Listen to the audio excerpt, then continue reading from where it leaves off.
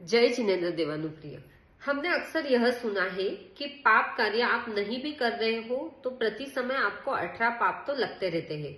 तो यह सवाल उठता है कि पाप कार्य नहीं करते हुए भी पाप का फल मिलता है, तो धर्म कार्य नहीं करते वक्त धर्म का फल क्यों नहीं मिलता है।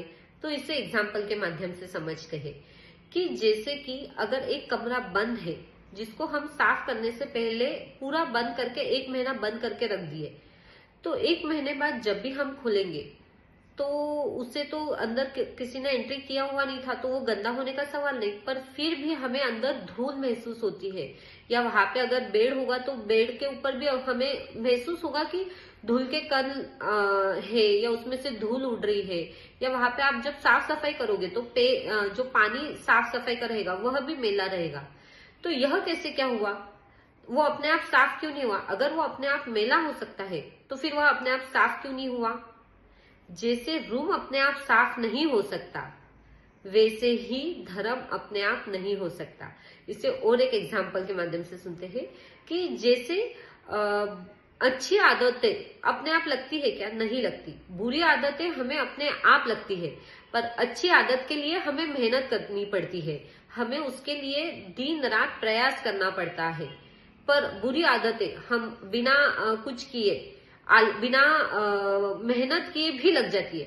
हमें आदत नहीं लगानी पड़ रही है दारू पीने की, या हमें आदत नहीं लगानी पड़ रही है टाइम वेस्ट करने की, या हमें आलस करने के लिए आदत नहीं लगानी पड़ रही है, पर उठकर एक्सरसाइज करने के लिए, उठकर हेल्दी फूड खाने के लिए, या सुबह जल्दी उठने के लिए हमें मेहनत करनी पड़ रही है।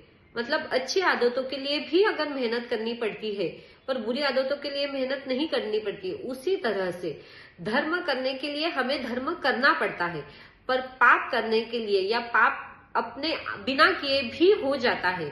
बिना मेहनत किए भी जैसे पाप बुरी आदतें लग सकती है, उसी तरह से बिना मेहनत किए या बिना कुछ किए भी हमें पाप लग सकता है, पर धर्म हमें बिना किए नहीं हो सकता।